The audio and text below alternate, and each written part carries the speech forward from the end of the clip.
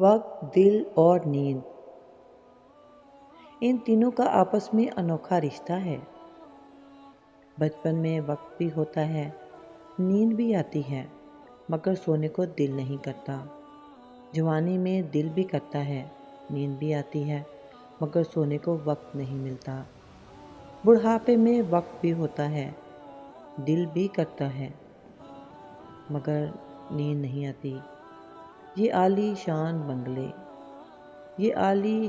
بنگلے وہاں کام کے نہیں ہیں۔ مخمل میں سونے والے مٹی میں سو رہے ہیں۔ 2 گز زمیں کا ٹکڑا چھوٹا سا تیرا گھر ہے۔ دنیا کے اے مسافر، منزل تیری قبر ہے۔ ہمیں کیسا پتہ چلے گا کہ اللہ تعالیٰ ہم سے ناراض ہے؟ دیکھو، جس سے اللہ تعالیٰ ناراض ہوتا ہے نا، اللہ تعالیٰ اس سے سجدے کی توفیق ہی چھین لیتا ہے۔ اس شخص سے فرض نمازیں بھی ادا نہیں ہوتی۔ اللہ تعالیٰ اسے موقع ہی نہیں دیتا، اللہ تعالیٰ اسے وقت ہی نہیں دیتا کہ وہ اللہ تعالیٰ سے معافی مانگ لے، اللہ تعالیٰ کے سامنے جا کے سجدہ کر لے۔ اللہ تعالیٰ اسے وقت ہی نہیں دیتا، مہلت ہی نہیں دیتا، توفیق ہی نہیں دیتا، مگر جس سے وہ راضی ہو جاتا ہے نا، تو اسے آدھی رات کو اٹھا کر اپنے سامنے کھڑا کر لیتا ہے اور پھر اس سے توبہ بھی کرواتا ہے۔ وہ مہلت دیتا ہے کہ معافی مانگ لو، توبہ کر لو، جس سے وہ راضی ہو جاتا ہے۔ قرآن مجید میں اللہ تعالیٰ نے فرمایا ہے کہ ہدایت انہی لوگوں کو ملتی ہے جو کوشش کرتے ہیں۔ کوشش کرنے والوں کو ہدایت ملے گی۔ تو اس لیے آج اپنے گریبان میں جھانکیں،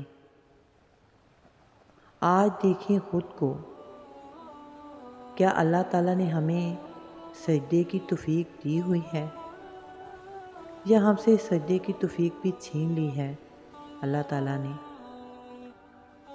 غور کریں خود پہ، دیکھیں کہیں اللہ تعالیٰ ہم سے ناراض تو نہیں ہے۔ بس یہی تک ہے، دولت، شہرت، نام، رتبہ، محبت، نفرت، دوستیاں، رشتے، اپنے اور پرائی۔ اس کے بعد صرف آپ ہوں گے اور آپ کا اعمال۔ ایک بندے نے ایک دفعہ پوچھا، جی فرض کا درجہ زیادہ ہے کہ سنت کا؟ فرمانے لگے فرض کا۔ تو کہنے لگے کہ سیدھا منہ دھویا کریں، آپ وضو میں پہلے ہاتھ دھوتے ہیں، پھر کلی کرتے ہیں، پھر ناک میں پانی ڈالتے ہیں، تو فرض تو منہ دھونا ہے پہلے، ہاتھ دھونا بھی سنت میں ہے، ناک میں پانی ڈالنا بھی سنت ہے، کلی کرنا بھی۔ تو آپ نے پہلے 3 سنتیں ادا کی، پھر وضو فرمانے لگے۔ ٹھیک تم نے کہا ہے، پر پتہ نہیں نا تمہیں کہ یہ میرے رسول اللہ صلی اللہ علیہ وسلم کی سنت کی برکت ہے، کتنی ہے۔ شریعت حکم دیتی ہے کہ پانی معتدل ہونا چاہیے وضو کرنے کے لیے، نہ زیادہ ٹھنڈا ہو نہ زیادہ گرم ہو۔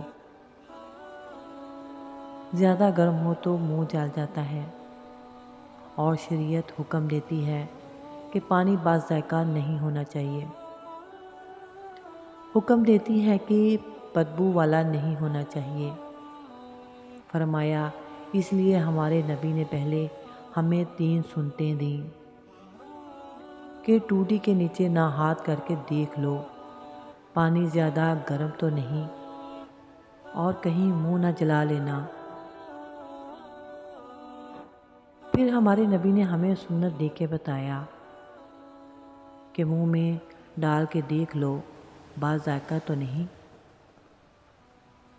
پھر کہا ناک میں ڈال کے دیکھ لو کہ اس سے بدبو تو نہیں آتی؟